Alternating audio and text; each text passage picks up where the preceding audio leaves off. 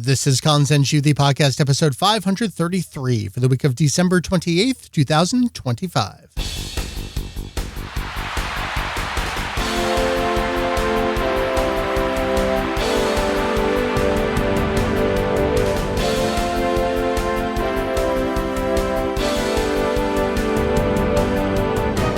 Hello and welcome back to Kanzenshuu, the podcast, an extension of the all-encompassing Dragon Ball fan site, Kanzenshuu.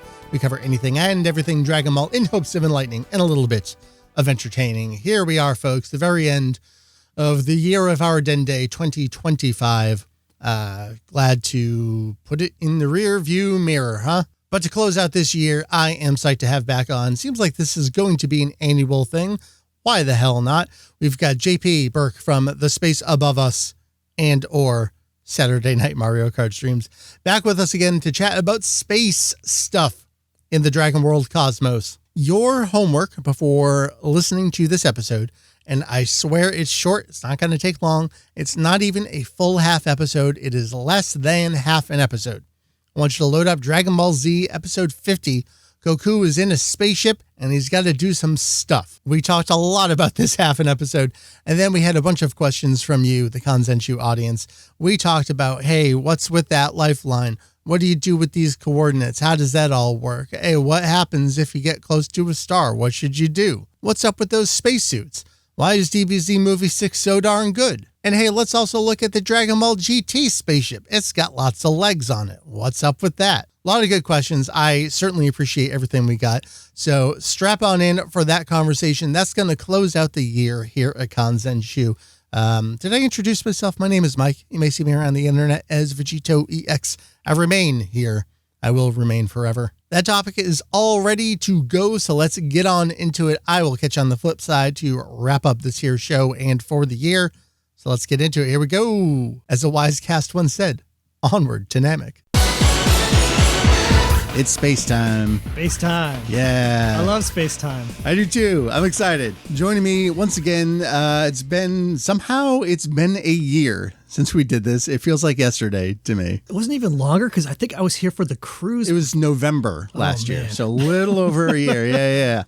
Maybe it's just because we talk like every week that it feels like yesterday. Joining me to talk space stuff here again, it's JP from The Space Above Us and Mario Kart Night. Hello. Hello. Good to have you. Last time we talked about space stuff, and that is we took a real life scientific, yet I say realistic, but also realistic about it being fictional and stupid look at science, technology, space stuff in Dragon Ball. So that was the ships, the way they travel, time it takes, stupid stuff like breathing in space. It's not stupid. Don't try breathing in space. Legitimate question. Actually, that question came up again, so we'll talk about it again, I think. And I had a bunch of follow-up questions after we talked last time. And then it occurred to me, there's actually a really good half episode that I think you should take a look at. And maybe take some notes and reflect on a little bit here. So we are effectively doing a round two of the Dragon Ball Space Talk from last year. JP, for folks who may not know you, can you give us the short spiel on who you are and why you are on this? Yeah, so like you mentioned, I host a spaceflight history podcast, The Space Above Us, and that just kind of goes through every single NASA human spaceflight mission.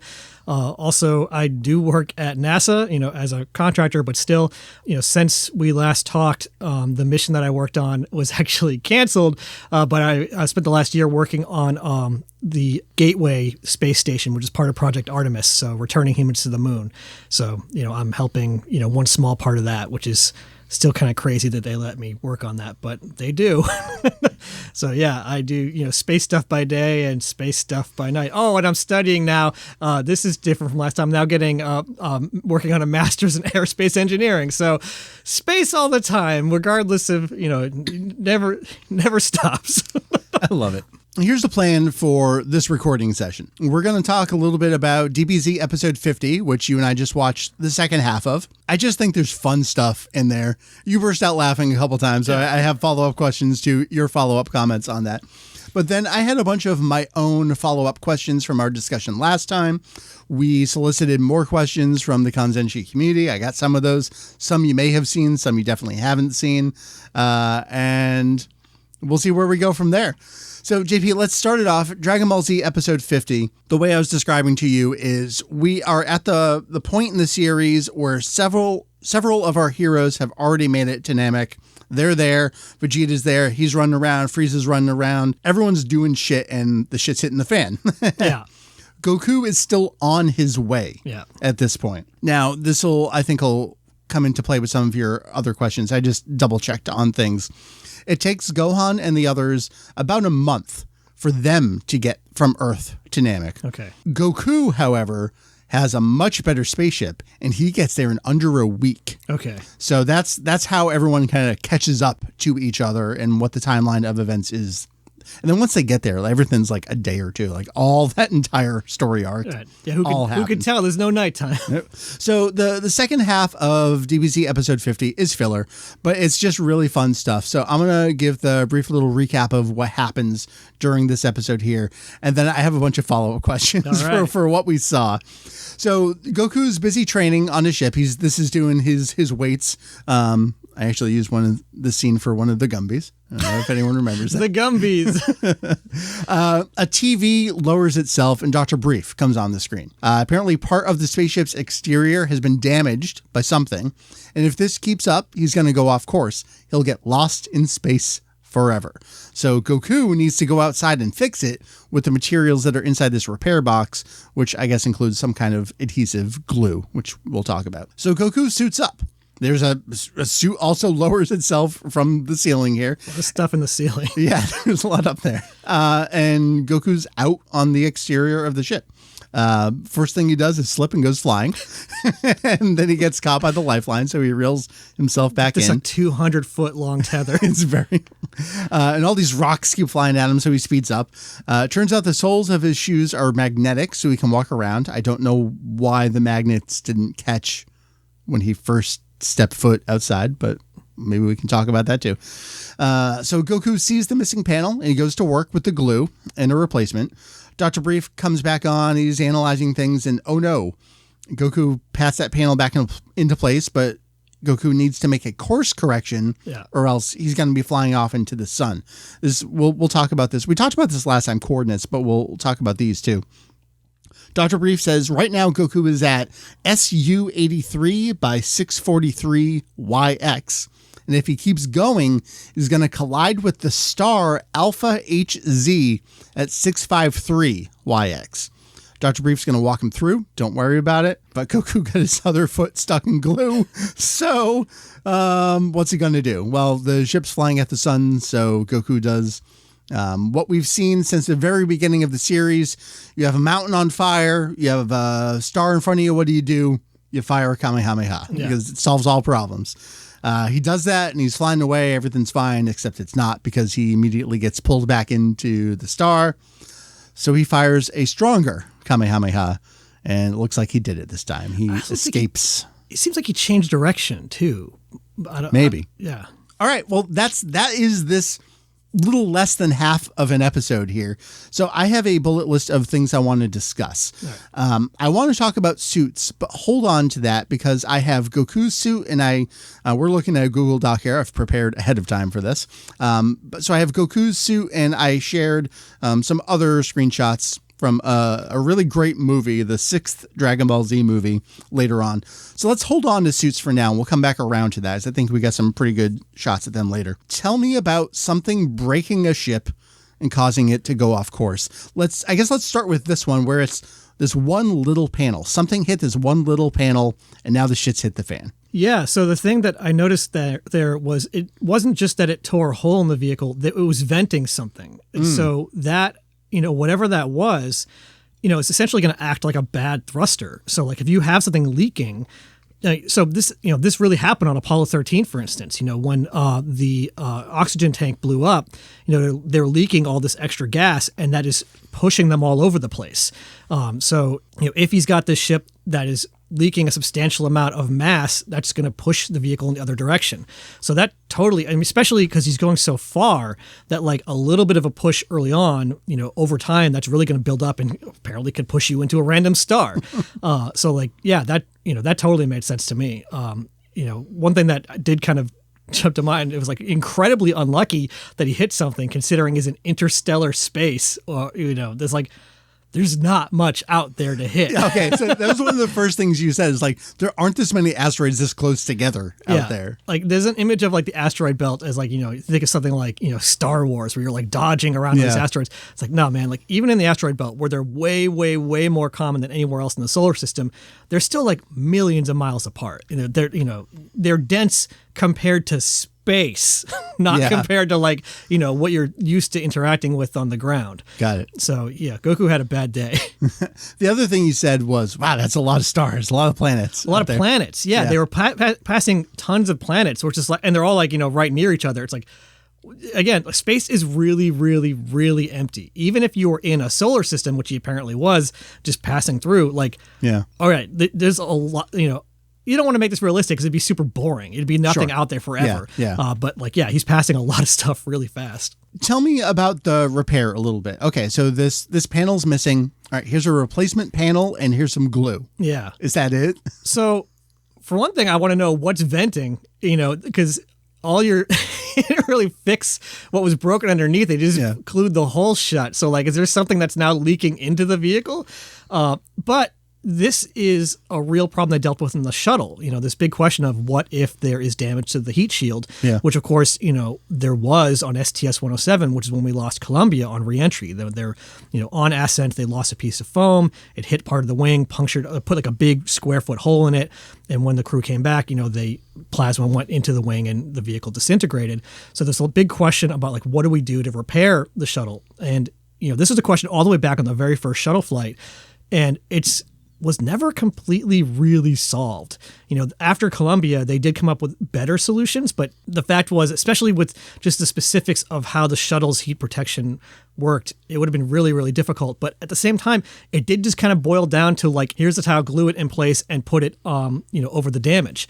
I know after the fact, there were questions about, could anything have been done to rescue Columbia? And one of the answers was like, since they didn't have that on board, there was even this question of like, just take all the like heavy metal tools you have, put them in a big blob of water that freezes and put that in the hole. And maybe that'll buy you enough time. Cause with the shuttle, they only, they had to survive, reentry. I think the peak heating would have been about 20 minutes. So a little bit different than Goku on his week-long journey. Yeah. But the short version of that is depending on the nature of the damage and, what is, what's going wrong, you totally could solve a lot of problems by just gluing it shut. Okay. Just not regular old glue, but so they do have special adhesives that would work, in a vacuum, because a lot of stuff does behave differently in a vacuum. Sure. But also he's kind of got this special situation because it only needs to work for a week, or I guess less than a week, because he's already partway there, which kind of buys you a lot of options. When they fix stuff on the ISS, it's like, okay, this needs to work for like years. Well, so let's think about this. So Gohan and the others, they get there on their ship. Goku's coming on his ship. I guess, they do want to come back to Earth. So I guess they're hedging their bets. One of these ships is going to be able to come home, and it seems like Goku's is the fastest. Are they the only ships though? Like, could they send more? Or? So, what actually happens in the series is Goku ends up escaping on the Ginyu ship. Okay. Which is kind of like a later surprise. We think he's dying in the planet's explosion, but it actually turns out he spotted the Ginyu ship and kind of took off. So he can operate two different types of spacecraft. Pretty smart guy. But the thing is, when they were on their way there, they thought they were going to just a planet with some green people on it. Yeah. They didn't think, oh shit. Right. Frieza's here. We don't even know who Frieza is. Vegeta's here. There's so many others. So they do want to return home. So I guess they have two ships. Goku's, I guess if Goku's ship only lasts to get him there, at least they'll have the other ship, which Frieza's lackeys destroyed like immediately after they landed. So they're all kind of boned, but they're also going to a place with magical wishing orbs. So maybe they can, which is what happened. They all get wished back to Earth. So, all right, that all works itself out. Related to the exterior of the ship, you were like, is this steel? Is this metal? Why is this? Why is it magnetic? It should be something else. Yeah. So typically, obviously magnets only work with certain metals, and most spaceships, your primary concern is mass. You want to be as light as possible. So, you're typically making these things out of aluminum. The shuttle, for instance, was an aluminum airframe covered in those ceramic, basically styrofoam thermal protection system, and those kind of like the thermal blankets were just kind of, I don't know exactly what the material was, but, this kind of flexible, relatively thick material. So, magnetic boots wouldn't work on that. There is one vehicle that comes to mind, which is actually, SpaceX's new vehicle, Starship, is made out of stainless steel. I don't know off the top of my head if that'd be magnetic or not, but they're a little bit unusual in that regard because their whole thing is, they're less concerned about saving mass because, they think they'll be able to, they're reusable enough, they'll be free-flying enough that they could take the mass penalty to make it kind of more user-friendly in a way. Okay. So, that is one vehicle that might work, but like the exterior of the ISS, that's all aluminum. So, it's just a trope you see a lot in science fiction because I think it's easier to have people be able to walk around that like, okay, well, that tells me a lot about your spacecraft that these magnetic boots work at all. You're apparently walking on bare metal and it's thick enough to support your magnetic boots clomping onto it, and it's magnetic at all. So that's interesting. I mean, there's a lot there where they're getting some of their technology from what came to Earth from other aliens. So, sure. I mean, who knows what these aliens really lightweight, magnetic, strong metal. I guess we're saying scions are very lightweight. Okay. You burst out laughing at the lifeline. Tell me about lifelines. Yeah. So, I mean, tethers are a real thing on EMUs. There's only been a very small number of untethered EMUs, untethered EVAs. The most famous one being Bruce McCandless on, I think, STS-41B. That's a famous photo of like the shuttle astronaut like way out on the horizon, kind of tilted. That's when he was testing the manned maneuvering unit, the MMU. I think there were 6 EVAs with MMU, and then they did one or two tests later with a device called SAFER, which was like, another one of these like tortured acronyms that essentially was a small version of like another little tiny jetpack in case someone became untethered, they could use this kind of putter back to the station. Mm-hmm. Other than that, spacewalkers are always tethered, usually with 2 tethers. They've got like, these little steel cables that they hook it onto various parts of the structure. And whenever they move, they unhook one, leaving one attached, kind of move over, rehook, and then keep doing that, kind of bit by bit. But also they're like, like, I don't know, 8 feet long, maybe like 5 or 6 feet long. They're not that long because, if it's, the one that Goku had where he's just like, like 200 feet behind the vehicle, like, all right, well, for one thing, that's irritating because you have to climb your way back like he did. But also, like, tethers in space get really weird. You probably have a lot of strange dynamics of, like, you could end up kind of whipping around. You could get into a knot. You could have it tied around yourself and all of a sudden tension and, like, something bad there can happen. It could whip across some antenna you needed. There's a lot of reasons why you would not want that. But also just, like, it's like, why is it that long? Interesting. Like, why does he need to do it? It's not 200 feet away. We talked about this a year ago on the first episode of what I anticipate will be a recurring annual series. Podcast within a podcast. Yeah. Coordinates and how to describe where you are and where you want to go. Yeah. Last time we talked about it was when Bulma was told by North Kaio, like where, however the information got to her, she's putting in the information like, holy shit, this is so far. How are we going to get there? So we talked about it then. But we get more coordinates here. So Dr. Brief tells Goku that right now he's at SU 83 by 643 YX. And if he keeps going, he's going to collide with the star, which is at 653 YX. So what's interesting there is that whatever that second coordinate point is 10 more, and that's where he's heading to, is where the star is. So can you break these down again? Like, how do you describe where you are, where you want to go, and what do you make of these numbers that Dr. Brief gave Goku? Yeah, these numbers are nonsense. Okay. But, that's fine. They sound kind of cool and technical. Yeah. In the real world, what you do is you measure relative to something else. So, the coordinate system I typically use at work.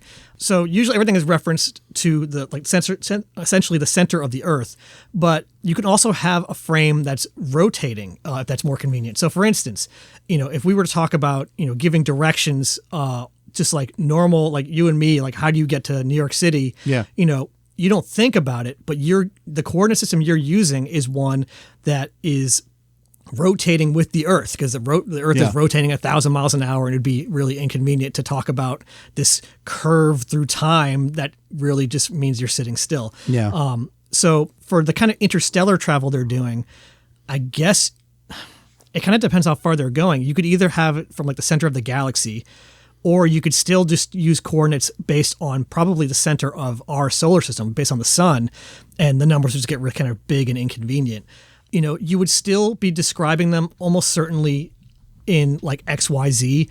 It'd just be a matter of like what you had to pick a reference and stick with it. Just like how on the Earth you got latitude and longitude, and they said, okay, the equator will be 0, and we just arbitrarily picked the prime meridian. It goes through England, and this is what we consider to be 0. We measure everything relative to that. A very similar concept. You know, you would have to say, you know, okay, you are this many kilometers out, or you might be at that distance. You might even use AU, astronomical units, which is how far, you know, the Earth is 1 AU from the sun. But he's so far out, I don't really know what units you would use. Yeah, so the thing is, I think I'm correct about this, is, I'm pretty sure we talked about this last time too, our Kaio is actually the North Kaio. He's the Kaio of the Northern Galaxy. And it seems like Namek is actually in a different galaxy altogether, not under his jurisdiction. So that's why like he had to look it up and find they got there in a week? Yeah, sure did. That's crazy. Well, I know. Galaxies, like if you think, so like, you know, I was saying space is empty, you know, getting from planet to planet is crazy. Getting from star to star is like almost humans can barely comprehend. Getting from galaxy to galaxy, like you'll never get close to really truly understanding how far that is and how empty the space in between is. That's just completely nuts. So in that case, I don't know exactly what reference system they would use. I would guess maybe at some point they would switch to a different reference frame, like centered on Namek, might be easier. Okay. But then you've got, which is one of the banes of my existence, which is you have to do the coordinate transform now. So like, okay, you were at 1, 2, 3 in this Earth reference frame, but now what is that in reference to Namek? Okay, now we have to do all the math considering how they're both moving relative to each other. Oh my God, this is why we have computers. So we're going to do two things. One, I'm going to ask you, because you're closest, to your left on this bookshelf over here, top shelf towards the right, you're going to see a book. It's titled in English, so you'll be able to find it. It's something called Dragon Ball Landmark. I'm going to ask you to grab that book, and then I'm going to have you on which you have your laptop. We're going to look at Dr. Brief's coordinates. So if you grab Landmark, or maybe it's like page 27. There's different entries for the globe of DB World and the Earth of DB World, which is interesting. Here we go. This one? Yep, that's what I'm talking about. Okay, so I don't remember if we talked about this depiction of basically the cosmos. Tell me what it is you're looking at and what you make sense of. What the hell's going on here? Is it? Hang on. Also, a question just came to mind of, I remember it was like, isn't it like 1 million miles down the Snake Way? Yeah. It occurred to me, how far in a straight line is it to King Kai's planet, I guess? Because it winds. It does. And so, I don't know if you remember, but on his way back, because he's trained, he's so much stronger. He just flew, right? He just flew. So it's much shorter. Do we know what that is? That's unrelated, I guess. But this is the This is Universe 7. Yep. Oh, I see. So I guess space is in heaven? Okay. I mean, I guess you could use spherical coordinates on here, just like the Earth. You could use latitude, longitude, and distance from the center of the universe, I guess. So if that information was available, this is also different from the real world because, for instance... You don't say. Because there is no center of the universe in the real world. You know, the description I once heard was it's kind of like, imagine being on the surface of a balloon, use a marker to put 2 dots in the balloon, then you blow into the balloon to make it bigger. Neither dot moved, but they got further apart. And that's what's happening with the real universe as it expands. But fucking me up here. But also there's no center of the balloon. You can, it's different because that's a 2D surface, but if you try to think of it in 3D, it kind of breaks your brain a little bit. But, a similar thing. So you have to just pick a place, and that's, what everything boils down to. So in this case, I don't know what. So where's the Earth? Oh, the Earth is this whole bottom. So the Earth is not a planet. That's wrong. Even in Dragon Ball, that's wrong. We've seen the Earth from space, haven't we? Yeah. I don't know what to tell you, man. Are you telling me that like when Vegeta showed up in like that early arc, he just like went past this castle on the Snake Way on his way to Earth. I think this is inconsistent. Okay, then let's ignore the map of the cosmos. No. I want to turn it back to Dr. Brief's coordinates, so you can go back to the Google Doc. You can put landmark down. Forget about that book. Book confused me so much more. So these are some screenshots that we saw in the actual episode itself. I guess it's just one screenshot here. A shot of Bulma just hanging out in the spacesuit. That's kind of cool. Oh, we're gonna get to that. Don't worry about that. So this is when Goku's on kind of like collision course with the star. Does this look like a real readout of anything you would ever see? I mean, it doesn't look that far off. You can make it look like that. If I brought my work laptop, I could make something that looks something like this. So, I mean, the thing that I do at work is flight dynamics, which is where are we? Where are we going? How do we get to where we want to go? Right, which is what's happening here. Yeah, this is absolutely a flight dynamics problem. So this is, if you're talking about like, Mission Control Houston, this would be done by the flight dynamics officer or FIDO. You might hear that if you watch like Apollo 13 and they do all the checklist. Yeah. So what you would do, what you really do with all these spacecraft is you find out first, where are we and what direction are we moving? And for one thing, that's especially, so even in the real world, that's tough to answer. Like, if you ask me, like, where's the ISS? You ask NASA, where's the ISS? They got a pretty good idea, but like maybe less of a good idea than you think. What they really have this idea of, we think it's here within this certainty, and you end up with this kind of bubble around it of like, and it's kind of a stretched out bubble because they're going so fast in one direction, and they're not moving fast up and down; they're moving fast forwards. So every satellite, you have this kind of like bubble of uncertainty of like, well, they're somewhere in this big bubble. And like ISS is big enough that it's probably bigger than the bubble itself. Yeah. But anyway, you start with that information of where are we going? And then you can just apply the rules of physics and say, okay, well, if we take a step forward and add that velocity to our position, where are we now? And just keep doing that. And there are, increasingly sophisticated mathematical techniques to do this. Like you would, what I just described, where you just keep adding it together, that's an Euler propagator. And that's kind of, it's really, really simple, but it kind of breaks down. It doesn't get very accurate. In real world, you'd use something like a Runge-Kutta, numerical method. And essentially, you just keep, it's almost like a video game engine. You just keep applying the rules of the laws of physics and seeing where it goes. And in this case, Dr. Brief's propagation here shows like, oh, geez, we're going to fly into this star. So that's not all that unrealistic. But then what you'd want to do is like, okay, well, what do we have to do to avoid this? That's where you have to plan a maneuver. And we end up getting this, I'm going to say it wrong because I was raised on Toonami, but Kamehameha. Killing me.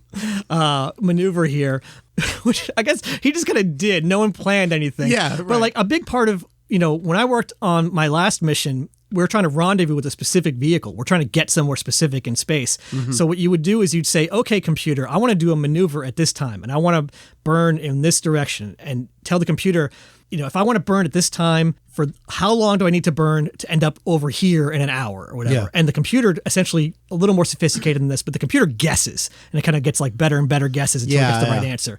And it just does this thing of like, what if I did this maneuver, propagate it out and see what happens? Okay. What if I did this maneuver, propagate it out? Okay. And it's kind of like, the comparison is, imagine you're shooting a bow and arrow and you shoot it horizontal and see where it goes, and then I shoot it like 45 degrees and see where it goes, and you go, okay. So from there you could that's called targeting. Yeah. So Dr. Brief would have to be doing some sort of targeting here to figure out what maneuver would get Goku out of trouble here. Sure. And ultimately, if I had to guess, like, we don't see the end result of it, but it's enough for Goku to just like, all right, make sure I don't crash into a star. Yeah. Okay, we'll figure out the rest from here after this. Yeah, especially because, that's the immediate thing is like, don't hit the thing you're trying to not hit. Yeah. And this is the thing that happens in the real world. You've got so many satellites up in low Earth orbit now that you've got whole teams looking for what they call conjunctions. This is where you're going to get, our two bubbles are getting too close. Even if they think there's even a 0.1% chance of collision, that's too high. And so they'll get together and they'll figure out what to do about it. If it's debris, well, the debris is not going to move, so we'll have to move. If it's two satellites that are like NASA owned, okay, well, we know both sides of the equation here. One of us can figure it out and move. But the result is all the time you're looking at this kind of thing and saying, oh, we're going to hit something. Let's plan a maneuver and get out of the way.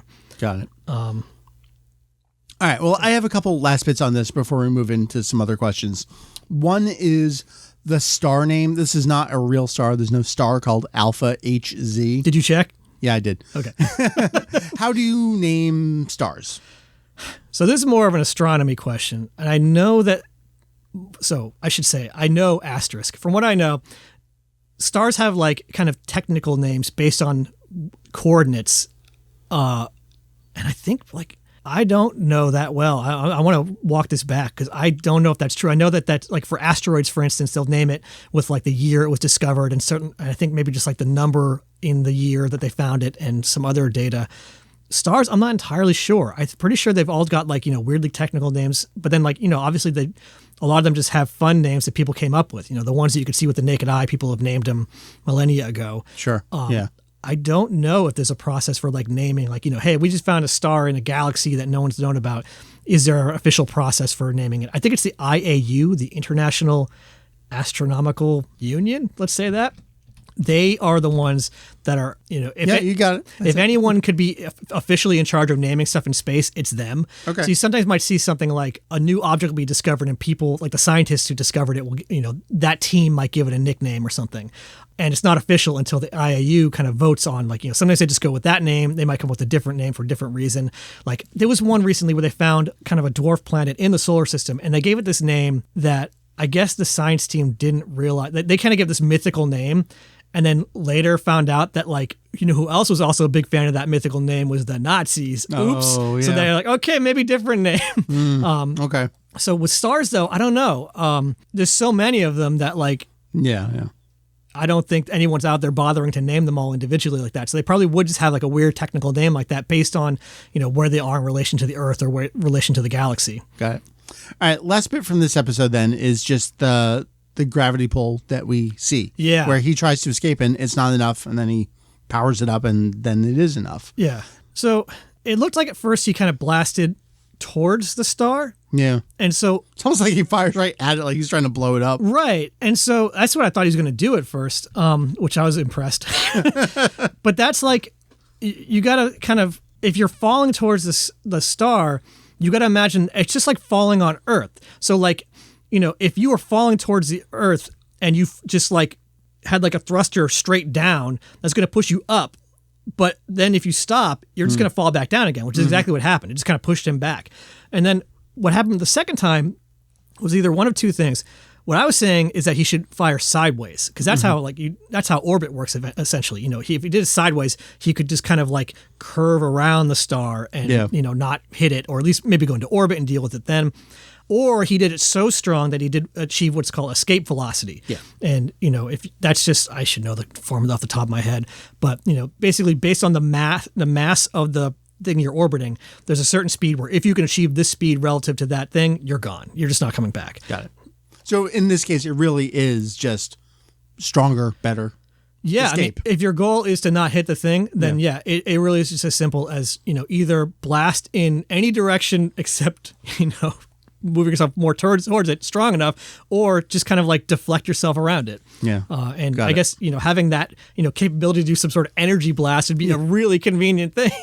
I mean, there's also a further question we could get into of, all right, what is ki? There's a distinction between ki and magic in the series. Keeping that in mind, he's also firing this attack through his suit. That's a good point. I guess I kind of imagine it forming just outside. It's not on. They never show it like on like their palms. It's always like kind of at this locus in front of it. So like maybe that's I guess, but whatever he's focusing can go through. I mean, he's master key control user. It kind of implies that the wave has mass though. If it's propelling him away, it is truly energy. Although I guess it's a bunch of photons, and photons also do that. All right, let's. So another thing I want to talk about is I think you mentioned this last time, or I thought about it. Just the suits in general. Yeah. And this was a really good episode because the suit lowers out of the ceiling and we get a full shot of it. Yeah. So I gave here in the Google Doc we're looking at from that episode, from an earlier episode, Bulma just sitting dejected in her suit. Then also to an earlier point we were talking about off mic, the tint on this movie, like fucking Japan and their Blu-rays. But anyway. Good thing they found a suit for Yajirobe, the right size there. So all of the spaceships are pretty consistent in Dragon Ball in terms of their design, even color scheme. Yeah. So what first off, tell me about spacesuits in real life, and then let's talk about their suits. Real quick, a quick detour. You mentioned the color scheme. Yeah. That's actually a real thing in spaceships, and it's really important. Well, okay, yeah. So, for instance, on Skylab, which is America's first space station, they knew that these guys are going to be going up there for at least 28 days, hopefully longer. They eventually had crews that stayed as long as, I think, 70-something days. Okay. And it's like, we can't put them in, like, a clean room for that long, like all just white and gray. It'll drive them crazy. Or at least they thought it would, and they weren't sure. So, like, if you look at pictures of Skylab astronauts, it's funny because it's 70s, so all they're wearing like kind of orange brown suits, and like they put a lot of thought into the colors. They had the kind of different, since they were figuring it out, different areas of the spacecraft had kind of different themes to see, like, Get some what do you wood like paneling better. over here. Yeah, I mean, practically, but like. It's interesting also, when they built the ISS, the first American part of it was Node 1. And on the ground, they chose this kind of like strange coral color, kind of like pinkish color for a bunch of the interior. And one of the crews at the time was like, this is kind of weird. They're like, trust us. Like, this is like, we put a lot of thought into this. Yeah. This will be helpful. And then when he was up there in his like 6-month stint, he was like, it really, really, really helped. And whenever he had downtime, he would hang out in Node 1 because it was like this really soothing color. Interesting. So, like, yeah, color scheme on a spacecraft, absolutely, for human spacecraft, makes a huge difference. Yeah. I mean, the design we have here, everyone has it, is this kind of like yellowish, I mean, depending on what kind of color correction you're looking at on Dragon Ball here. But it's yellow, we'll say, with these white trims to it. We've got like the arms and the legs and the ankles, kind of this. It looks to me almost like this, like slinky-ish, kind of like expandable, rubbery kind of thing. Yeah. So the suit color I noticed right away because, if you look at pictures of people in space, it's almost always just white. And the reason for that is because thermal management is really difficult. Oh, so it's going to reflect all. You want to reflect everything away. And so, they're wearing black and orange, I guess, whatever. So, like, orange, the question would be like, okay, well, what are you dyeing that with? And, like, is that going to stand up to the direct, being in direct unfiltered sunlight like that? Is that going to have weird outgassing problems? Or, can you make the suitable material in that color? I guess for the most part, they actually don't expect them to be anywhere other than inside the ship, though. Why are they wearing it then? I guess if there's a cabin leak. Yeah. So, okay, hang on. Yeah. Fair point, because if you look at shuttle crews, they're all wearing these bright orange suits. That's the Advanced Crew Escape Suit, or ACES. And it's not designed to go outside in. It's designed for if there is a cabin breach and we have to somehow get this thing back, you can't, if there's no air in the vehicle, this will get you home. This will keep, and they're bright orange because the crew also might have to bail out and parachute, and that way they can find them easily. So that's different than the spacesuits they wear on the outside, which are these incredibly bulky white suits. And that's where you're going to be, reflecting away the heat of the sun and, all that. So, these black elements on here, if you went outside in that, I think would be kind of problematic. But I guess orange, it could totally be like the ACES suits. That slinky part is interesting because the hardest thing of making a spacesuit is it's like wearing a balloon. I didn't expect to be talking about balloons twice in this episode. Okay, well, here we are. But like the suit wants to be a certain shape. And if you're like bending your arm, you're fighting against it. And that's why spacewalks can be really strenuous because, the suit, if you ever see a person on a spacewalk resting, they have this kind of like default position with their arms kind of out at like a certain curve. Yeah. Because that's the suit. That's almost the position the suit wants like to a be. Zombie. Yeah, because that's just like that's the default position. Then anything else, they are forcing it to be like that. Got it. And what's tough about that is being pressurized. It doesn't want to do that. So building joints, basically, the upshot of all this is building joints is really difficult. And even if you like look at the lower layers of a spacesuit, they do kind of look like this. They'll have like weird kind of like like rippled sleeves and stuff, and like all this like almost like a corset, like all the like laces and stuff to kind of get this flexibility where you need to be able to bend. And then usually it's all covered up with white thermal material, so you don't really see a lot of that. So I got a couple questions here about my favorite movie, Dragon Ball Z Movie 6. What are the amplifications? I almost said implications. You knew exactly how I was fucking that word up. What are the implications of having a rice cooker and making rice balls? Seems fine. I mean, they're in a 1G environment somehow, which Okay. Which I guess I'll have a question on that in a minute. But like, Okay. yeah, I mean, you can cook in space. Like the biggest problem with cooking in space is if you're in weightlessness, you've got crumbs. That's why on the ISS they use a lot of tortillas. In fact, apparently since they track everything they send to the ISS, they released some ridiculous stat recently, like how many. Like it was, I forget the number. It was just a crazy number of how many tortillas they've shipped to space. That's a cool stat. All right. But Capsule Corporation, on the flip side, tracking how many rice balls they sent into space. yeah, and I mean, also kind of famously recently on the Chinese space station Tiangong, they had some sort of air fryer and they like barbecued chicken, and it was like that's actually that's pretty impressive compared to what is the typical space food, which is like very freeze dried, very stable stuff that you kind of inject it with hot water and eat it that way. But yeah, they're really worried about crumbs. Is kind of what it comes down to. So if you're in a 1G environment though, there's nothing really special. Like just I guess be like in an airplane, don't break it. But okay, sure. So what you're kind of getting at is the fact that they're all just sitting on the ground. Yeah, they're not floating around everywhere in the ship. Yeah, so that's potentially also explains how they're getting around so fast. Well, I mean, as we've seen, they specifically made the ships for at least Goku to like do gravity training in space. So at least by this point in movie 6, they can just set it to whatever they want. So my big question on that was, is he in a 20G environment because there's a mechanism on the spacecraft that simulates that, or because he's accelerating at 20G? He can select what gravity he wants to train in while en route to Namek. But you could do that by changing the acceleration of the vehicle. Well, okay, but it's independent of that. I think he's going as fast as he can, and while he's going as fast as he can, he's upping the gravity so he can train. All right, well, that's magic. To get stronger. Because that's magic. But because what I was wondering about was like, he could get there faster because he could tolerate higher G's, and you could just if the vehicle's capable of it, you could just accelerate faster. Whereas when they come back, it's like, well, okay, Bulma's not going to do so great in 20 G's. Yeah, so, right. Like we're going to have to take this. You could maybe get away with like 1.1 or something like that. Yeah. So yeah, that was a big question of mine. Was like how exactly that works, because like you could totally just if you had a magic propulsion system or a gigantic rocket, you could just floor it. So like I don't know if you've seen the show The Expanse. No. It's this kind of grittier, more realistic sci-fi show, and one of the big, hand wavy things they do is they have a drive mechanism that can accelerate at like 1 or 2G continuously for like days and weeks or whatever. And it turns out if you can accelerate at 1G, that's amazing, because for one thing, life is normal on board. It's just like a regular, it's just like a building or whatever. But also, accelerating continuously at 1G, you can get places really fast. Like you go Earth to Mars in like, I think it's like less than a day. However, if we're going to another galaxy, even accelerating at 20G, it's probably going to take you thousands and thousands of years. Or 6 days. Probably. What am I talking about? It's like 100,000 light years away. So yeah.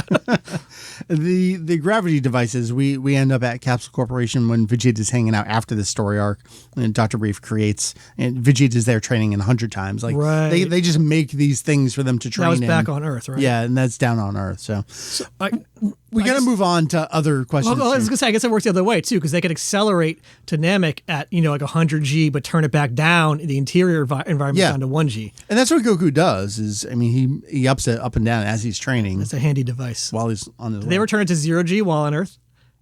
I don't know. These are the questions, Mike. I do know Yamcha gets in after Vegeta's been training. He's like, oh, fuck. The last question I have on this is, let's question more of a statement about Turtle Hermit and his do-rag hair. I don't quite know what's going on with this outfit. I mean, maybe if he's got to put the helmet on, it could be almost like the Snoopy cap they wear. I guess. I mean, but he's bald and doesn't want to grease up the inside of the helmet.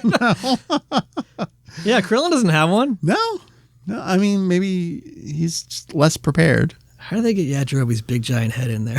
Yeah. It's a good movie. We should watch movie 6. Maybe they didn't tell him that the helmet wouldn't fit, so they're just like, hey, man, they tell everyone else, like, it is a hull breach. Yeah. You got to let him go. Note to Ken, Randy, and Doug, if you want to replace me with JP for your movie 6 review, I would be okay with that. Consider it. What is this Bulma screenshot? Okay, so this is the next thing. So this is before everything we've talked about. They are just going They're just leaving Earth to get to Namek. And at this point, this is a reference to Alien. Bulma's dressed as Ripley, and at this point in the series, which is great. So the screenshot we're looking at is there are crackers and cheese and I think hot dogs and probably a bottle of wine, definitely beer, stack of plates, used plates, books everywhere. What are the implications of being such a fucking slob on a spaceship? Well, I get, the whole thing kind of changes when they're in 1G. It kind of takes a lot of the challenge out of it. Okay. Because you really have to be careful with making a mess in weightlessness because it'll, it's like the line in The Simpsons, it'll clog the instruments, but it'll short circuit something, or, you get something that can conduct electricity, Apollo 14 almost didn't land on the moon because a tiny ball of metal got behind the instrument panel, like stuff like that can happen. Yeah. It's interesting. I guess you wouldn't have to worry about like bugs or anything because unless you brought any with you. I was gonna say the only bugs you have are the ones you brought along the way. Maybe Dr. Garrow's spy robot came along. Yeah. No, we know it didn't. So on Mir, it got really messy, and I guess what they would do. So here's something funny. So on the Russians have a vehicle called Progress that is basically a Soyuz, but doesn't have a heat shield. They use it to send cargo up, and then when they're done with it, they put all their trash in it and burn it up over the ocean. Okay. And I guess on one of the, I think it was Shuttle Mir. I think it was a Mir mission where they took the Progress, stuffed it full of all this garbage, had it separate and like go off to a parking orbit before the shuttle arrived because they needed the space for the shuttle. Shuttle comes, they do their thing, and then they're like, okay, the crew was distressed by this, but the ground was like, okay, we think you could fit more stuff in that Progress. We're going to have it come back. And it's like, oh my God. Imagine taking a big trash can the size of like a minivan, putting all your gross like food waste and stuff in it, sending it off to roast in the sun for 2 weeks, and then come back and open the door. And when they opened the door, it was not pleasant. So I guess that's what comes to mind here. Okay. Before we get to some listener questions, I'm pretty sure this came up before as an immediate follow-up and like, oh, this is a good one. Would it always be sunny up at God's temple? And here's the thing. They can move it. How fast? Fast enough. I mean, if you go 1,000 miles an hour, then whatever. You could counteract the Earth's rotation. In fact, back when it was still flying, you could, if you had nothing better to do with your money, you could book the Concorde to do stuff like stay in the totality of a solar eclipse and just keep going and just keep up with it, or stuff like go to celebrate New Year's, fly to another time zone faster than the Earth rotates and do it again. Got it. So what you're saying is, even though what we're looking at here is above the clouds, even if it stayed in that part of the sky, it would still get dark at some point? Yeah, I mean, if it's stationary over a point on the Earth. Over a point on the Earth, yeah, I guess. I mean, yeah, there's no point of, like, unless he's like over the North Pole. Or is the Earth continuing and it's staying still? That's what I'm saying. So, like, if it has the speed, so that's just a question of like, and it gets slower too the further north or south you get. On the equator, sure, it's going to be. I mean, I don't know. Do the math. It's what's the diameter of the Earth? How long is it? How long is it as a day? That's how many miles an hour you got to go. Whereas if you go up to like more like 45-degree latitude, it's going to be easier. Okay, well, at some point we learned that Nyoibo, the pole, actually ends up being used as a connector between it and Karin's place. So I guess at that point it is directly connected to a point. Yes, and they can't be sunny all the time. Okay, but if it's God's entire purpose is to look over the Earth, I guess he moves it back and forth, and he can just look wherever he wants to look. He can also do this. So there's a real company trying this. It's just so crazy. I literally thought it was a joke until I was like, oh, they're not joking. You could just put a big mirror in space and reflect the sun onto a part that should be dark. That's a Futurama episode right there. Yeah. And like, there's literally a company that's like, oh, you'll be able to grow crops at night. I was like, no, you won't. No, you won't. This is stupid. I'm sure I have more questions, but I want to save them for an eventual part 3. Oh, boy. So that means it's time to go to listener questions. We solicited questions from Blue Sky and our Kanzenshuu Patreon account. I tried to get my listeners to come up with a Dragon Ball questions for you, and no one sent any. No one bit. Oh, okay. I was excited to hear one way or the other. But I mean, if any last time is any indication, you ended up coming up with some questions for me anyway, and along the way you've been hitting me back with questions. Yeah. So this is good. All right, so let's start here. Kebabs on Blue Sky has a few questions. We kind of addressed this a little bit. What sort of precautions would Dr. Brief need to take for the gravity room functions? At least on Goku's ship, it seems like the ship in totality inside is the gravity of whatever he selects. Yeah. So what are the implications?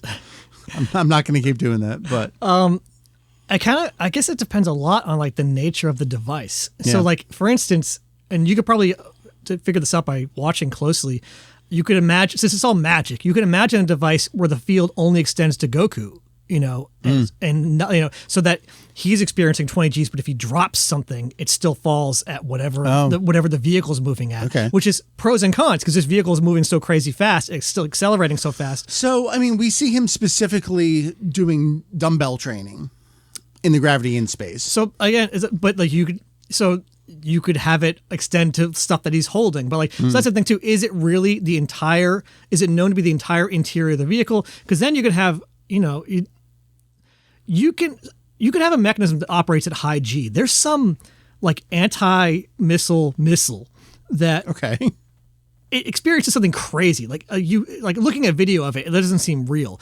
It goes something like it's like hundreds of Gs. Because, or for instance, there's another one of these companies that sounds like a joke, but is real, called Spin Launch, where they want to send stuff into space by having a centrifuge and spin something. They have like a big disc on the ground that's a vacuum inside. It's like it spins super, super, super fast. And they're just going to huck this thing through the wall and just literally throw it into space. And it's crazy because that object is going to experience hundreds of Gs. But if you just want to send like water to space or like a really robust machine, okay, yeah, you can work around that. Again, don't send Boma, but So yeah, I mean, that's probably more of a mechanical engineering question, and it also depends on the really specifics of how this magic, acceleration field manipulator works. Yeah. And I also think this field would probably really distress Einstein the more I'm thinking about its implications. All right, then let's move on. We've got some analysis of the spaceship from Dragon Ball GT here a little bit. Two additional questions from Kebabs. First one here. How improbable is the landing gear for this ship or its viewing dome? So the viewing dome, that one on the top looks like... It's got an angry dome up top. On the top, look up ISS Cupola. Okay. It's literally that, to the point where like it almost makes me wonder, like, when did this come out? GT is 96. So they probably, unless they were like looking at concept art of it, they wouldn't known that this is a real thing that they were planning for the ISS. I will say that thermal engineers hate windows. I guess, I think it's just kind of problematic all around, keeping the heat in or out depending on what's going on. So you don't, there's a reason, like there's one big window on the ISS and that's the one, that cupola. It's like kind of one big round window with a couple of ones around the edges. And even then it's not really for funsies. It's so they could, observe, visiting vehicles coming in and they could do robotic arm operations and stuff like that. Yeah. So like, that's pretty impressive. The landing gear, I mean, you can look at like the landing gear on something like the SpaceX Falcon 9 or Blue Origin's New Glenn, and they kind of look similar. And that's like kind of these mechanical legs that come down, deploy right before landing. Another comparison, obviously, is the Apollo lunar module. That's a little bit different because they do deploy them, but just kind of like they kind of like slot into place once on orbit, and they don't really have to like do this big mechanical. They don't retract back up, for instance. They slot into place once ever. I think this just looks like you're giving a mechanical engineer a headache. What's the benefit of that? Because that's the thing with a spacecraft, so many things can go wrong that you really want to just boil it down to like the simplest possible thing you can get away with. Like, spaceships look complicated, not because they want them to be complicated, because that's what they had to do in order to accomplish whatever they're trying to accomplish. So my question is, what are you trying to accomplish that requires these 6 spindly legs with 2 joints each and like wheels or something on there? Yeah. I mean, I think it's just a cool design. Yeah, that's fine. Like there's one thing I've always kind of admired about how SpaceX does things is they have said, okay, first and foremost, you have to work on getting it to work right. But they were willing to burn a little bit extra resources to be like, can we also make it look cool? And like NASA doesn't spend money on that because it's taxpayer money and you can't justify, like, no one cares about making it look cool, which is fine. I think that's stuff ends up looking cool on its own. But like, I always thought it was neat that like SpaceX would be like, okay, we're going to make a spacesuit that operates as a spacesuit. Can we also make it look like Daft Punk? And it's like, sure. So this is probably interesting to you. Toriyama designed the spaceship for Dragon Ball GT. Okay. So I actually just updated the Google Doc. If you want to take a look at it, we have the character design, the mechanical design from Toriyama. And so we do actually have some kind of like little notes about what he wrote. And the thing about Toriyama and mech designs is he is very specific and intricate about what he thinks and why he thinks about it. So kind of take a look at here. We've got, he even wrote like, oh, I want this part black. I want this white. I want this slightly brownish silver. This is the exhaust nozzle. What do you take away from looking at this? For one thing, it looks like, I guess the legs don't go away. They just kind of stay out like a squeeze in the Matrix or something. Yeah. Yeah, I mean, so for one thing, it is kind of remarkable that that window on top does look a lot like the ISS cupola. Gravity control domes is interesting. I thought those were windows, the yellow things on there. Uses water as fuel. That's a neat trick, but I guess you could, I mean, so I will say the reason that they're so excited to find ice on the moon is because if you have water, you can break it into hydrogen and oxygen. Sure. So you can drink the water, you can breathe the oxygen, and you can I don't think you could just fuel up the vehicle with water and do that, though. The other thing that's interesting about this is the fact that it's so smooth kind of tells me, like, okay, you're planning to fly this through an atmosphere. Like, if you look at a picture of, like, the Apollo lunar module, it looks, like, bizarre. There's, like, all lumpy. There's all these flat surfaces all over the place and, like, spindly bits. And that's because it's never, ever going to see the atmosphere. It never flies in the air. Whereas the Apollo command module looks like a nice round dome, cone, rather, because it has to fly through the atmosphere. Got it. Well, the ship in GT specifically is these new Dragon Balls. Once the wish is made, they scatter across the universe. So they're visiting various planets across the universe. So this ship is going from Earth to Omega to M2 to all sorts of other planets. So yeah, it's in and out all over the place. It's a neat looking vehicle for sure. Yeah, it is. Kebab says one last question about it, and that's the fact that they just fucking launch out of this like bunker underneath Capsule Corporation in the city where they son of a bitch. Yeah. Why bad come out city? Launching out of a bunker like that isn't necessarily unreasonable. You see this with the Russian Soyuz kind of does that a little bit. You know, it's almost like partway down in the flame trench. You also see it with like certain ICBM, like the nuclear tipped missiles. Yeah. They keep them in silos because they want to protect them from getting blown up by other people. So you see like the big concrete slab slide out of the way and it flies up. And I'm sure there's all sorts of nasty design implications for like how the vibrations in that narrow space would affect things.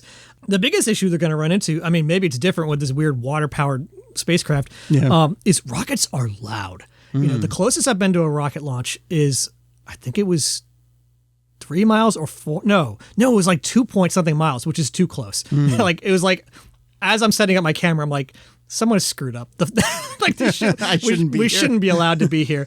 And even there, it's like, it sounds like the world is ending. It's like, it builds up and it's like, oh, this is really cool. And then it keeps going and you're like, this is scary. Like, I understand what's happening and why and when and everything. And it's still freaking me out. And so if you launch a rocket in the middle of a city, you know, this is why, you know, they talk about with Starship, like, we're going to do point-to-point transport, which is cool in theory. You could fly from like New York to Tokyo in like, 30 or 40 minutes. Like, amazing.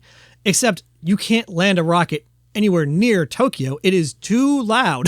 It's so loud that the sound alone will kill you within a certain range. So that's the biggest issue there. But also, like, what if it goes off course? What if it blows up? And, all sorts of stuff like that. But assuming that that's all under control, even if you solved all that to your satisfaction, they can't even fly certain loud jets out of like JFK because, it messes people up. So a rocket is just like, take that all the way up. Got it. I mean, the thing about Capsule Corporation is sometimes there's a dragon in the sky over top. Sometimes there's a spaceship taking off. I mean, I feel like the city is used to it. We got to get you to a rocket launch. You got to experience it. It sounds like the sky is tearing in half. I'm into it. We got some more from Blue Sky here. This comes to us from Kevtrev. Kevtrev asks, all right, what would actually happen to a planet if someone or something blasted its core? the way Frieza did on Namek? It probably just kind of come back together again because over a period of thousands of years. It depends on how much energy gets put into it. So, like, this basically happened to the Earth. So this is where the moon came. Yeah, this is where the moon is. Yeah, it's like, a planet they think was roughly the size of Mars crashed into the Earth at kind of like an angle, and they just like big chunks went flying around. And I don't know how long it took for that to reform, but it kind of depends. There's this really interesting kind of hard sci-fi book I read by Neil Stevenson called Seven Eves that is kind of freaky. It kind of like it's really, really good, but also literally gave me nightmares, which is weird for a book. Oh, fun. But the start of it, like the very opening page, is the moon blows up. No one knows why. Okay. And at first it's kind of this novelty. Now the moon's 7 big giant chunks. But then they start, almost immediately, the chunks start coming back together, and like you can just see it play out over the course of days, and they start breaking up, into smaller and smaller pieces. And then the upshot of the book is they realize this is going to keep going until eventually, in like a couple years, there's going to be like this huge bombardment of the Earth with asteroids, and it's going to scour the surface of the Earth, and we got to solve this somehow. And it's like, current day, technology, how do they solve that? Yeah, it's like, just because you blow it up doesn't mean it goes away. I guess if he blew it up hard enough to, again, impart that like, escape velocity, or, to set all these pieces far enough away that they would get caught up in like other, in orbit around other things, that might change the situation. But I think it's also a question of like, even if the planet reforms, your surface is not going to be in a good way. You might have blown off a bunch of the atmosphere in the process as well. So I don't know. A lot of it kind of goes into the specifics of the mechanism he uses to blow it up and what energies are imparted on it. But either way, it's not going to be good. This is based off of a question we got here on Blue Sky from DBZ Mackie. Now, we talked about this a year ago on the episode, and that's the eternal question of breathing in space. And there's just a lot to get into. And the question you'll always see with Dragon Ball is like, well, in filler on the Arlia episode, we see Vegeta and Nappa outside their spaceship in space looking down over the planet. Like, oh, but that's filler. Like, okay, there's that too. Sounds pretty tough. DBZ Mackie also mentions that in one of the video games, Super Saiyan Densetsu, there's a screen of Vegeta flying around in space. In Dragon Ball Super, in the manga specifically, we know that Jiren flew from one planet to another just by himself, just flying through space. Cool. That's a neat trick.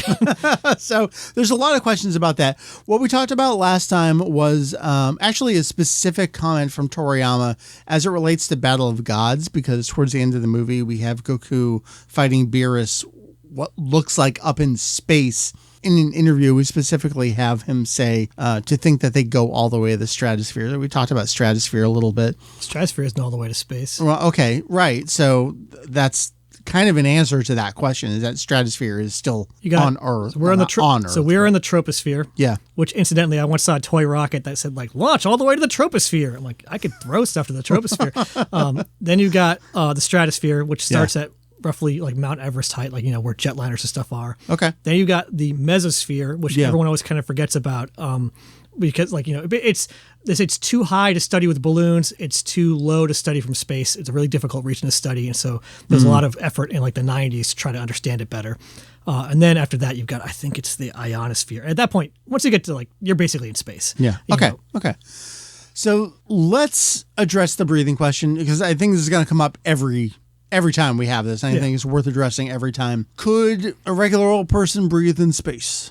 No, there's nothing to breathe. There's not. Yeah. Okay. Well, I mean, we specifically need a certain type of air to sustain ourselves. Yeah. So there's two parts of this: is the pressure and then the oxygen content. So, for instance, in Apollo, they wanted to have the air pressure as low as possible because it's easier to build a spacecraft with low pressure on board because it's less to hold in. Yeah. And so they were in a pure oxygen environment. And so what we're breathing right now is roughly 14 psi of air, but 20% oxygen. We got a lot of nitrogen for us, 80%, right? 80% nitrogen. Yeah. So if you just do pure oxygen, you can lower the pressure. You set a flame off and you're good to go. Yeah. So, that's, you got to be careful. And it's also why the Russians never went with a single gas environment. Mixed gas environment has its own hazards because if you get it wrong and oops, all nitrogen. But they were able to go down to 5 psi pure oxygen because the amount of physical amount of oxygen was still the same, which is lower pressure. So that's part of it. It's the same thing with like when they do spacewalks, they'll lower it down. I think even lower than that. I think it's like 4 or 5 psi pure oxygen in the suit itself, because they want to be able to bend. They had to fight the balloon. Sure. So the first question is there enough oxygen? But also, I think if there's just low enough pressure, you'd start to get really weird issues. I think it's called the Armstrong limit. There's a thing called the Armstrong limit. I forget exactly what it is. I think it's the point where the gases in your blood will start to boil out of your blood, and that's not good.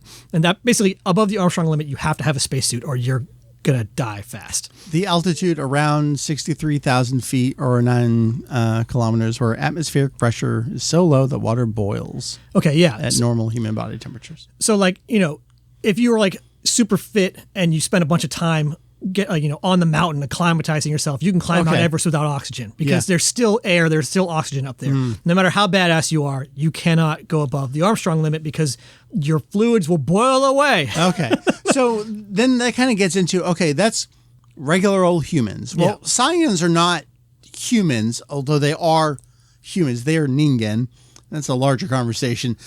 And they can breed with us. Same lungs, same organs and everything. Yeah, maybe. Yeah. So have we seen a Saiyan autopsy? I'll work on that. That's it. You can publish a book. Okay. So I mean, they pulled the scouter off of Radz's body. What did they do with Radz's body afterwards? Oh my God. These are the questions. Hang on. When did that air? Because then when did Fox's alien autopsy air? Now we're connecting the dots. Anyway. I didn't know that was Raditz the whole time. So the whole point of Frieza throwing this attack down into the core of Namek is he's like, well, I can survive in space. Yeah. Frieza's a weird guy. What is that, like a marble on his head? What's going on up there? So what's he talking about? I mean, it depends, I guess, on what his physiology is. Okay, so consider the planet does eventually blow up. Goku leaves. Frieza's dad finds pieces of Frieza just floating in space and puts him back together as a robot. Yeah. So I guess, so for instance, you could put a human in a vacuum, and this has happened. So I probably told the same story last time, but there was this famous story of a guy who was testing a spacesuit in a thermal vac chamber, so in a vacuum, and the suit fails. And his last memory before passing out was the saliva on his tongue boiling. Oh. And then he passes out, and they got in there quick enough, got the air in there that he was okay. And no problem. But even if you're exposed to like the hard vacuum of space, if someone gets to you quick enough, like you're probably going to, you're going to have a rough time. All their capillaries will burst and your lungs probably got torn up by all the air rushing out. But like you could survive that. So I guess, it depends on how Frieza's body works. Like there are creatures that could survive a vacuum. There's stuff like, tardigrades, like, sure. Yeah. So it's totally plausible, I guess. You know what? Maybe somewhat plausible that because that's the thing too. How long was he out there? And also in pieces. I was just going to say. And so beyond that, so this is much more recent. He could bleed out. He's got that purple blood, right? Yeah. The movie Resurrection F, Frieza gets wished back to life, and this is after he was killed by Trunks. Who wishes him back to life? Remnants of his army. Okay. Come to Earth. Okay. So do you remember how Trunks kills Frieza? I never got that far. Okay.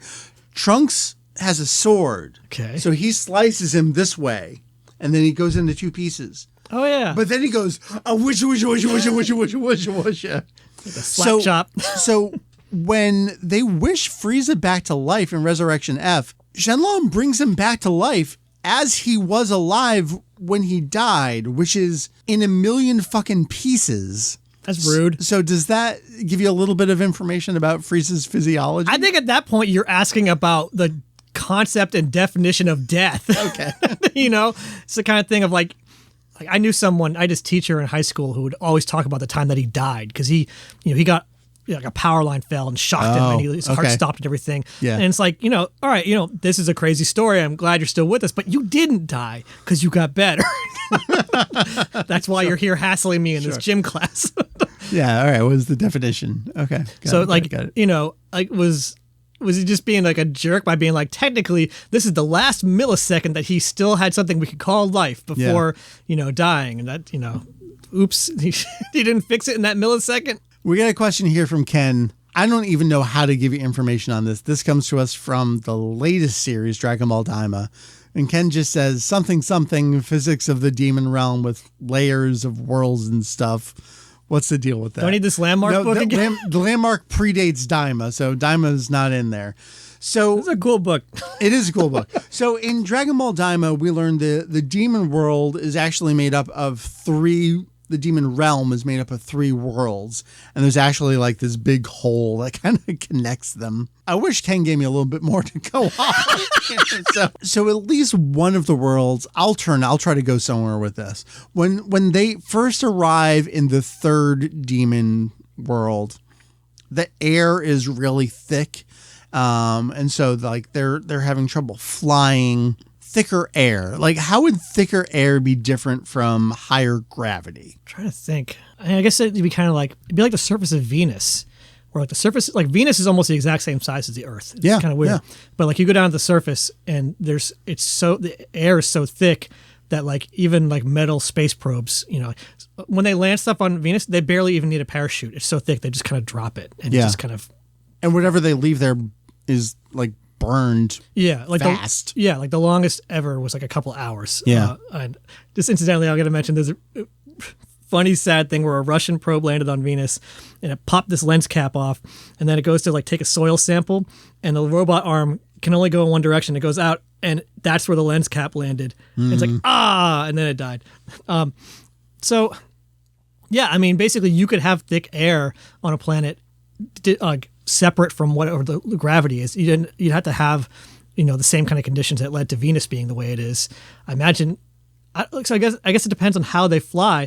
You'd have more resistance as you go through it, but also, like for instance, on like Titan, the moon of Saturn, the air is so thick that like it's pretty close. Like that, if you could survive out there without a spacesuit, you could almost just get like big wings and fly like in a cartoon. Ooh. So like in some ways it might be easier because there's more stuff to push back. It'd be like swimming. Got it. Okay. Okay. Like, it's kind of like, do you remember that? Do you see that MythBusters episode where they did swimming in syrup? I didn't really watch that show. You gotta watch more MythBusters. Anyway, because the idea was that swimming in syrup should almost be the same as swimming in water because it's harder to move through, but there's more to push back. So when you push forward, you get pushed forward more. So, yeah, I guess it boils down to exactly how they're flying, which is never. I don't know. I don't think it's ever properly explained, is it? So, yes. So, Gotenks flies around the Earth. Gosh, like this is a like proof of concept for him after he fuses into Gotenks. Hold on. I'm just going to pull this from the Viz manga. So, sorry, apologies. I'm not double checking the Japanese. Gotenks, he says he flew around the globe a few dozen times, just like real fast, and came back. That just raises more questions. Well, I'm sure it does. I would imagine if you could do that, though, that like moving at like regular speeds through thicker air shouldn't be that big of a deal. Because if you're going that fast, you're going supersonic. The air is, a totally different medium at that point anyway. So yeah, I don't know. It'd be interesting to. Here we go. Gotenks just says several times in Japanese. So, it could be anything. We don't actually know how long he took to do it. Yeah, he's like, I flew around the world several times too, man. It took me like 8 years. I mean, but of course we know the Buu arc only takes place over the span of 2 days. And there's a lot going on. So this is all very, very fast that he did this. So how long is the Buu arc? Is it like longer than real time at that point? Because you'd only get like 48 episodes, or I guess 96 episodes. The Buu arc technically starts around episode 200, so it's like 90-ish episodes. It's like 24. Well, okay. The early stuff is Gohan High School, so like it takes a while. But once we actually get to tournament and like Buu coming out, it's a 2-day span that everything happens. Real-time Dragon Ball. Yeah. So anyway, thank you to everyone who posted on my forum in 2012 and gave me the answers I was looking for here. I mean, that just speaks to everything that you and I constantly talk about, which is text, internet, long-term preservation. Websites are good. Yeah, turns out I just bought JP.zone. Go ahead and look at that. We looked at that last time on the stream. Damn it. I forgot. I still got to put something real on there. Let's answer one or two of Randy's questions, and then we'll order food, and then we'll talk real quick about that website article that I sent you. Specifically not reading these questions ahead of time. No. Okay, good. Randy gave us some joke questions, but also some real questions here. Damn it, Randy. As a wise Louise once said, assuming Yoibo having roughly 3-inch diameter, how deep into the earth and how much mass would it need to stay upright and extend to the moon, carrying a child and a bad bunny man? These are a lot of words. So the long and short of it is, when Goku defeats Boss Rabbit, very early Dragon Ball here, he brings the rabbit to the moon. This is the Japanese fable about rabbit, mochi, moon. Cool. He brings the rabbit to the moon, but he does it using Yoibo, the pole. Yoibo itself is based off of the golden hooped compliant rod from Journey to the West, which is fucking magic. Yeah. So I'm more impressed by his navigation abilities than anything else. I mean, he sees it and he's just like, go that way. Yeah.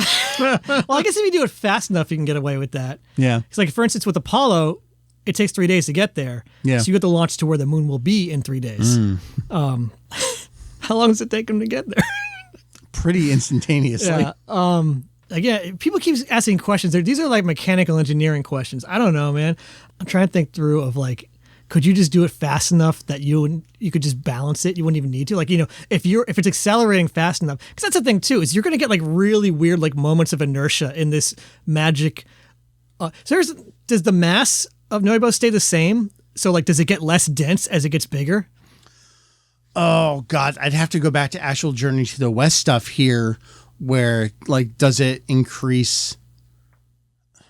Because if it stays the same density, such that it's gaining mass as it goes, I bet that's going to do really weird things to the dynamics, such that like maybe you don't have to worry about it, and it would just kind of like, as long as you keep going, it won't be able to tip over. I don't know. How is he doing that? Can he bend it? Does it bend? I would say it's got some wobble to it. All right. All right. Randy, you got everything you wanted there. God, this also isn't necessarily in your wheelhouse, but we'll try it. Assuming the southern ? Galaxy is a 1-to-1 duplicate of our Milky Way. Okay. Because it looks, basically we see this thing in the movie, it looks like the Milky Way. I thought we were the north one. How many joules of energy would Broly need to produce to destroy it instantly? A galaxy? A galaxy. All of them. All the joules. Okay. Because, I mean, you've got they think that, so astronomers are beginning to think that most galaxies have a supermassive black hole at the center. Yes. And, like, if that thing can't tear apart a galaxy, like, that's crazy energy. It kind of like, this is actually kind of interesting. You start to get to the point where energy, E equals MC squared, energy and mass have an equivalence. Some of these guys are releasing so much energy that they would probably just turn into a black hole. Yeah, I'm sure that's actually in some other anime. In fact, as I was doing the updated video for you, which ended up being called Scientist, thank you for that title. At some point, I was looking for like anime with black holes, and I came across Freeren at some point, which I haven't watched, but God. I guess there's some scene. Yeah, he's very angry at me right now. Where am I going with this? Season 2's coming out soon. Get to work. All right. I know where I'm going with this. Is a lot of people ask, and it's a fucking cartoon, forget about it, but these characters are so strong, they're punching each other, like shouldn't they just immediately explode upon impact? When they get hit into a mountain, shouldn't the earth explode? So you tell me. I always imagined it as they're focusing their energy to basically hold themselves together. Yeah. And like, it kind of raises this question of like, are all these guys like 1 millisecond lapse of concentration away from exploding? Yeah. They're just constantly on the limit. Probably. Okay. We have one last question from Randy, and then we're going to turn it over to something else entirely here. How loud would a car horn honk need to be in order to hear it at the very edges of the atmosphere where sound still carries? Assuming a person could just chill there with their bare ears exposed and also be breathing in order to be alive and hear it, obviously. So there is stuff like infrasound. So for instance, back in like I love how you laugh and then you're just like, let's fucking go. back in like the 40s and 50s, that's how you would detect, like before we had satellites looking for it, that's how you detect nuclear tests by other countries. Because they just set up like these giant, essentially microphones. Sound is kind of different at that point, but like you could pick up these like low rumbles as the shockwave kind of goes around the entire world like that. So if you had a nuclear scale car honk and specialized equipment, actually it'd be much harder at the edge of the atmosphere because there's so little air to transmit the sound at that point. But you could get a car honk sound around the world at least and be detectable if you got the right gear. Okay. So take that. Thanks, Randy. Got a question here on the Kanzenshuu Patreon Discord from Sylvie. I can't remember if we talked about this last time, but once everyone gets to Namek, we saw this even just with what we talked about earlier with episode 50. Dr. Brief is just talking in real time with Goku on the ship. Never mind all the way to Namek where That's a good point. Bulma talks home. From another galaxy. Yeah, from another galaxy in real time. Why wasn't there any time dilation between Earth and Namek? And how much time should have passed on Earth if there was? I feel like we might have mentioned this last time where it's just like you just have to ignore it. You're getting into two different things. That's the conceit of this. There's two different things. One is the distance. Yeah. So like they're in another galaxy. So light should take 100,000 years or more to go back and forth. And so that's how long it takes for your message to go back and forth. Even to the moon, if you listen to like the guys on the moon, you can hear them kind of like they crosstalk a lot because it's like a second. It's like, I think it's like 1.2 seconds, something like that. And so you can also kind of hear as they're talking, you can hear the ground, what they just said playing like, over their own headset. Yeah. And so even that close, which is very close, it's a hassle. Yeah. So there's that problem, but there's also, I guess, relativistic speeds. So if you're getting closer and closer to the speed of light, you are literally experiencing time differently than people back on the Earth, which would lead to all sorts of problems. As you're getting closer and closer to the speed of light, time would seem to move slower for you than for people back on Earth. So like if you were able to communicate with them, it'd be as if they were like aging faster, and if you got really close to the speed of light, you can, there are particles that move at like, 99.999% the speed of light. And from their point of view, it's like the universe is like 8 seconds old or something, Oh my God. Yeah. This is too much. Or how about for photons where it doesn't experience time at all? For every photon, everything happens at once. The entire universe. I don't like this. So, JP, the last thing I want to talk about here is the question of 3 suns on Namek comes up a lot. Yeah. And that led me to an article I totally forgot about on the Dragon Ball official site.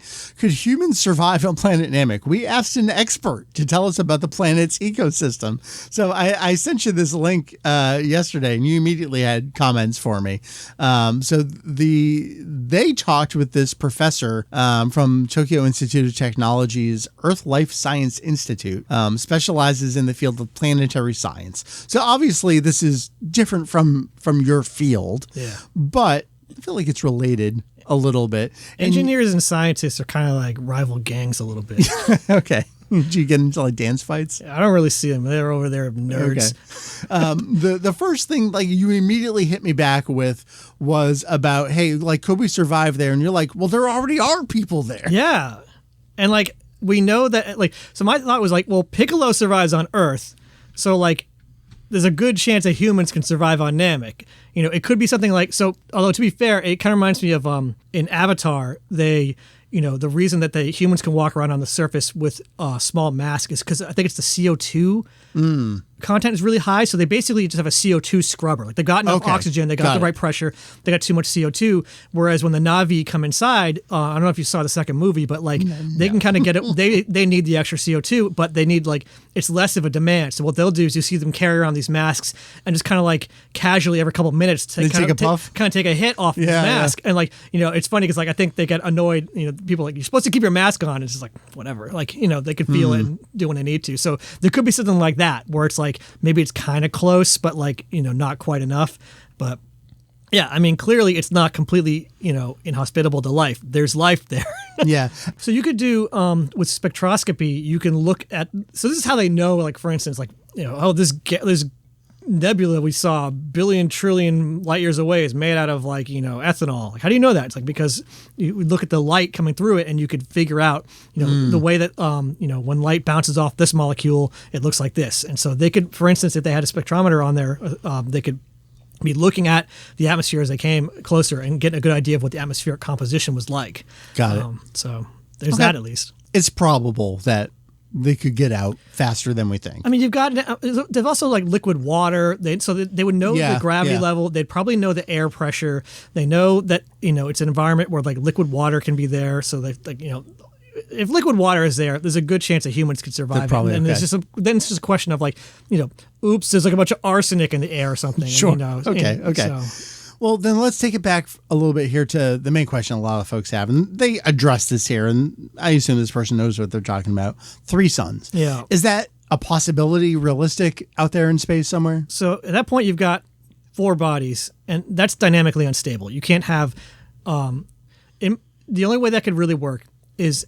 For instance, Alpha Centauri is actually the closest star to us, other than the sun, is actually 3 stars. It's 2 that are really close in a binary system, and 1 that's like really kind of far away, orbiting both of them as if it's one thing. So you could have something like that. You could have like, the problem is you could have a planet that orbits all that, but then the stars would be so far away that like you'd be, it'd be super dark and cold, and it wouldn't work.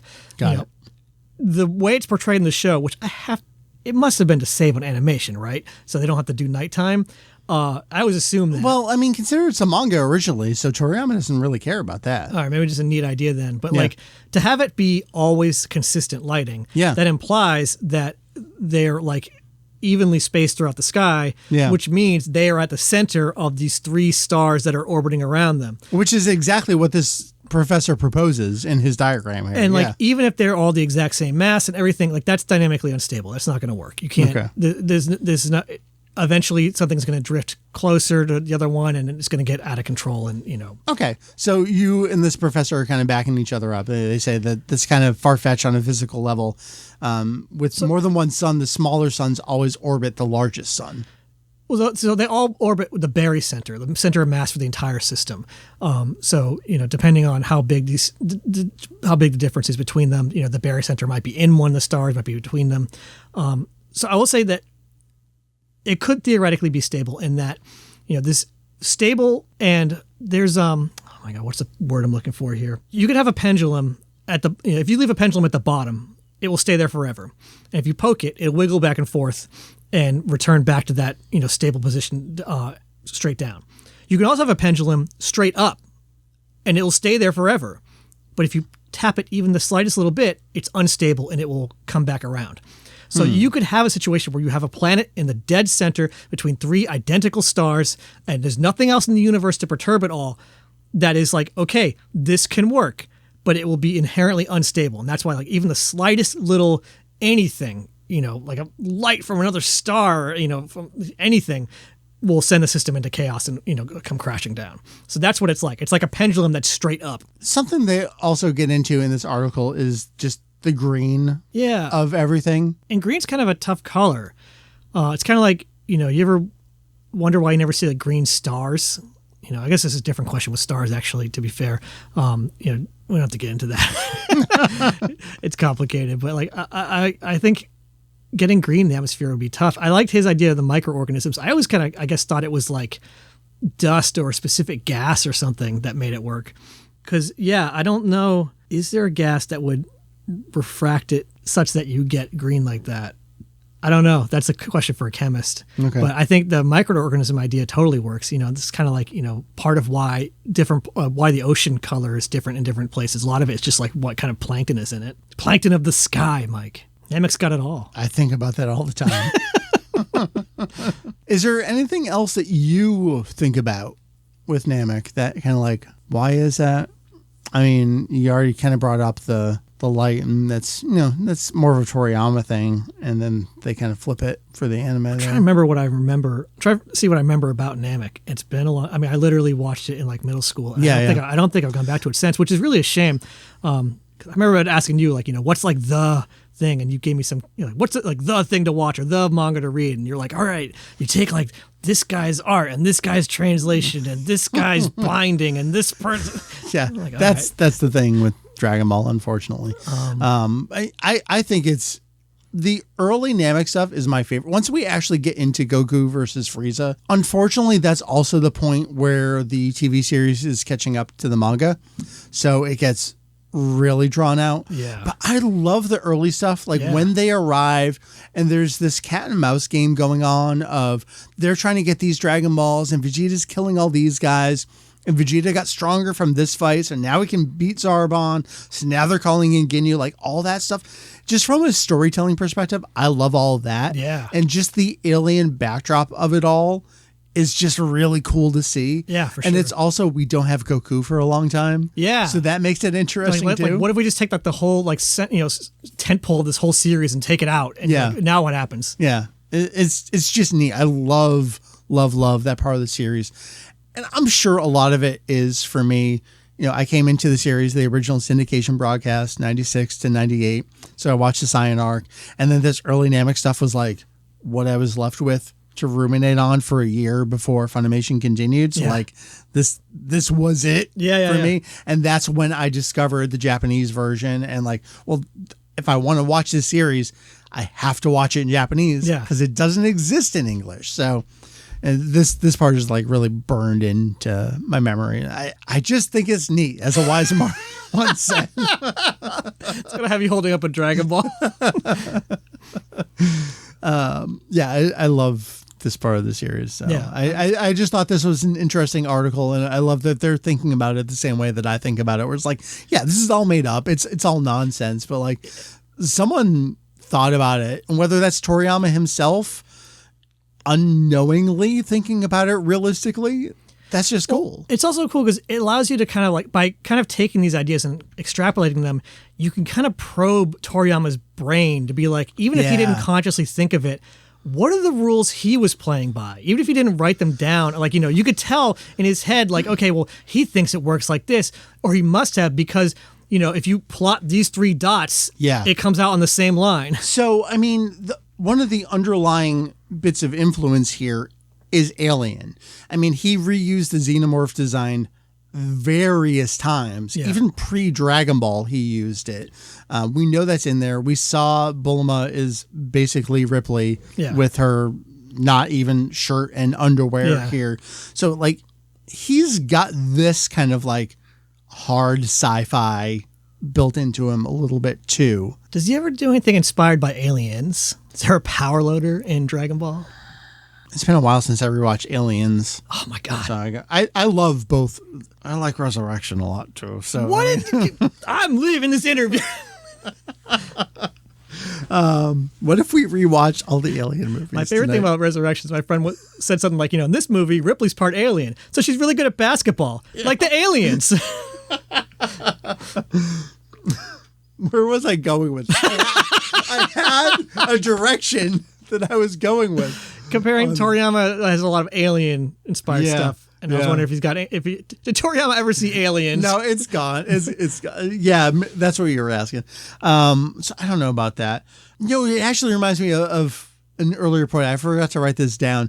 There's some filler after Gohan and the others leave Earth to go to Namek. There's a whole bunch of stuff to buy time.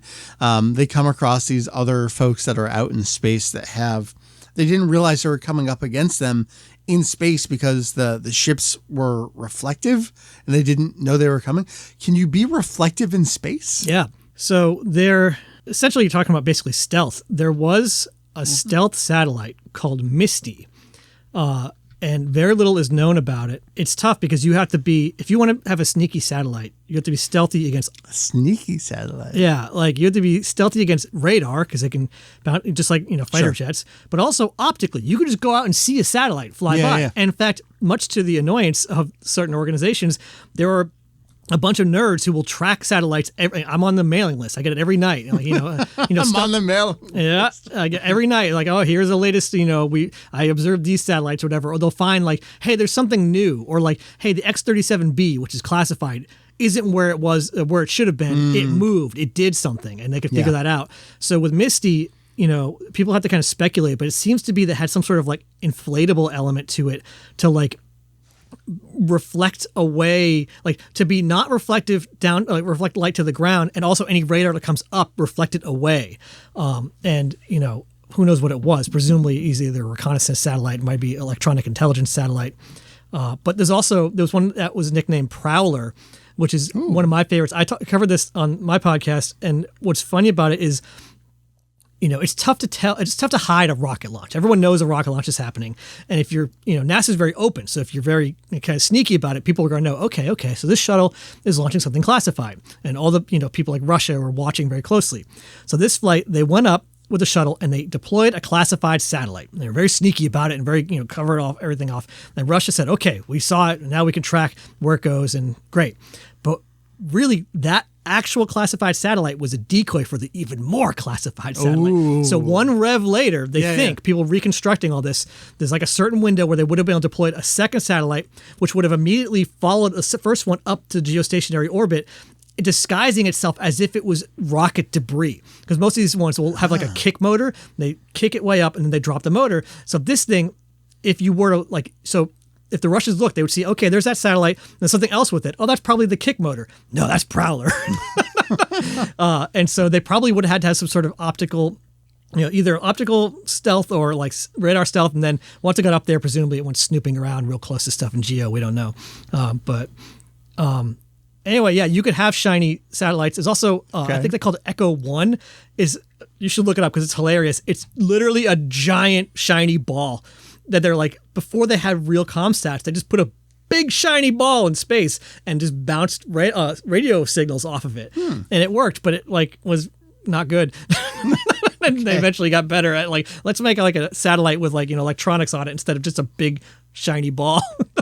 I'm sure I will have more questions. I feel like I'm actually due for Cyan Namek arc rewatch myself. I love that stuff so much, and I'm sure as soon as I rewatch any of those episodes, I'll be like, oh fuck, that was a good question. So we'll have you back in a year to do any of my follow-up questions. Before we get out of here today and in an hour and 13 minutes play Mario Kart, you have any questions for me? I was trying to think of other ones. And I think I need to brush up my Dragon Ball more. Yeah, we both got to brush up on each other's stuff here. Yeah. Last time we just looked around the room and we came up with questions. I don't have anything. No, don't you just pull a random issue of V-Jump. What do we got here? What do we got? I mean, there's more than Dragon Ball in this. Yeah, this is a weird lumpy book. Yeah, the paper of V-Jump. Okay, let's actually do this. This is for everyone. And so what year, look at the spine, tell me what year you just pulled off. 2015. Yeah, the paper quality of V-Jump the last decade. So it's like there's these things in it. You can't just flip through it. Yeah, there's a lot of that. Now instead, go up to the very, very top shelf, that same overall bookshelf, and pull something from 93 or 94 and tell me about the paper quality of those issues. Here's 96. Yeah, this is the content that people are here for. Yeah, isn't that paper better? I love this toy. The light's out.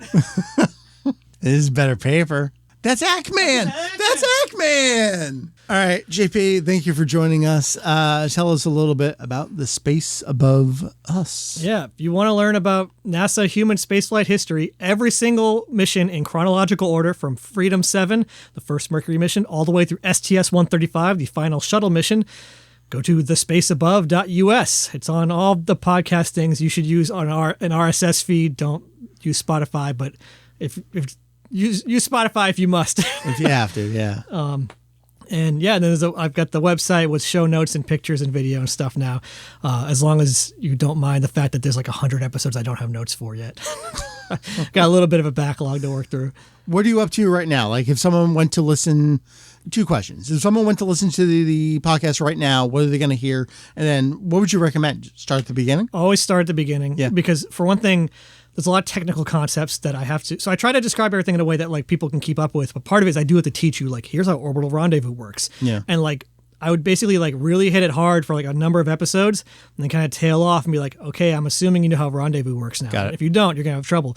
The latest episode is STS 102. Check my own website. Yeah, STS-102. It was a crew swap mission. So the ISS was still kind of new. This was 2001. They were replacing the first ISS crew with the second ISS crew. They brought up the multi-purpose logistics module, which is basically a big tin can full of stuff. And it's this mission that, on paper, you could describe it as like, oh, they swapped the crew and they brought some stuff.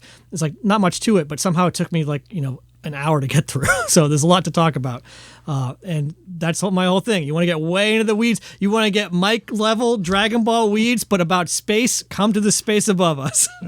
Love that. My other question for you is Saturday nights, grabyournearest.com, aka twitch.tv/VegettoEX. Ken and I regularly say that, like, that's the content. As a non-Dragon Ball person, what's your take on Saturday nights? A lot of the Dragon Ball stuff just kind of washes over me. Yeah. Like, I know there was some big feelings about Daima. I'm not entirely sure. I think they were bad. Because some stuff it's like, I know this, but some stuff is like, not only do I not know this, I will never know this. So I'm just not gonna. I'm just gonna let it wash over me and enjoy it. These guys seem real worked up about something, and that's fun. The other fun thing that I like about it is Ken and Randy will have these sound clips that, like, way later I'll be like, oh, that's what that's from. I'm discovering that like half of these are from Expedition 33. I didn't know. But yeah, I like when you guys get like way deep into some like weird little esoteric point of just like, on Dragon Ball and like what this, the implications of this are, or how this like sub facet of one side story was mishandled, and like that's the content. That's right? the stuff. It's just really fun. We're coming off the last stream we did was us plotting through. The stream was not about this. It turned into an extra 45 minutes of how the fuck do we all know each other? Oh yeah. And I like that stuff just ends up being really, really fun to me. Yeah. You people listening don't know it, but someone named Bryce plays a big part in your life. In your life. All right, so that's the space above us. That is Saturday Night Mario Kart. JP, thank you very much. The recording is hitting 1 hour and 58 minutes. That explains why my throat hurts. There were a few bathroom breaks in there and food ordering, and now we got to get on for another 2 hours. So thank you very much. I appreciate it. We'll see you in a year. Always fun. See you in a year.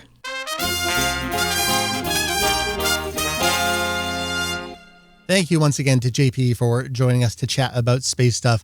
I enjoy this. It seems like he enjoys it. So we'll do this again next year, huh? I say we just wrap things up here. We, of course, have some site projects going on. I think I talked about some of them last time here on the show. Be sure to check out some of the hidden links we have around if you might want to consider joining patreon.com/Kanzenshuu. There's some interesting write-ups and stuff for you there. If you like what you heard from JP, you can visit thespaceabove.us, and you can join us most every Saturday night at grabyournearest.com, aka twitch.tv/VegettoEX. As you're listening to this episode, we just had our last stream of 2025, and we will, in fact, as often is the case, actually be off the upcoming Saturday, because we're all going to have an in-person get-together Saturday Night Mario Kart. Less on the Mario Kart, more on the Saturday night. So we'll see you for streaming in 2026. We'll see you for Kanzenshuu podcasting in 2026. Hey, did you check out www.kanzenshuu.com? That is kanzenshuu.com. Your one and only location for all things Kanzenshuu. We are the Kanzenshuu. I've been Mike. Thanks again to JP. On behalf of Heath, on behalf of Julian, on behalf of the wider Kanzenshuu community, thank you one and all. We'll see you in the new year. Thank you much. Bye-bye.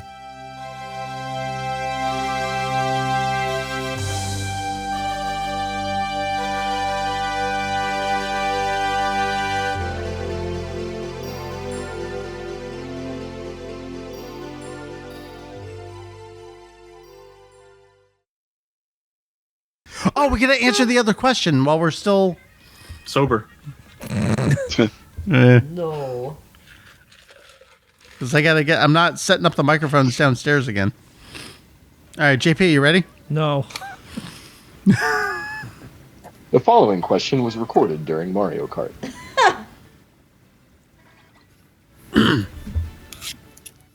Okay. Okay, you ready? I mean, I was ready the whole time. I lied. All right. In a movie, there's an explosion with the sun. This explosion is so massive, it causes the sun to wink out for about 15 seconds. What sort of catastrophic effects would that have in real life? Define wink out. Blown into it, and then the boop, and then the sun's gone for 15 seconds. Where did it go? You tell me, scientist. You can't make the sun go away for 15 seconds. We put it in timeout. For one thing, I wonder if the sun is how many light seconds across the sun is. Especially once you factor in relativistic effects, because the sun is really massive. So I don't think the sun could go anywhere for 15 seconds. Also, if it went somewhere else, you talk about is the mask gone, or is it just like it just turned off? I assume the light seconds? turned off. The light and turned then off. it took 15 seconds to reboot, and then it came back. That's not how anything works. It imploded, then it exploded. That's basically what it does all the time. We're talking about the end of movie 5 here for anyone keeping track of things. Prequel to one of the great Worst movies. Yeah, we talked a lot actually about the great movie 6. Any Dragon Ballogists here? Die movie 6. Is that a term yet? I'm coining that term. I actually invited JP onto your podcast in my place for that episode. Oh, okay.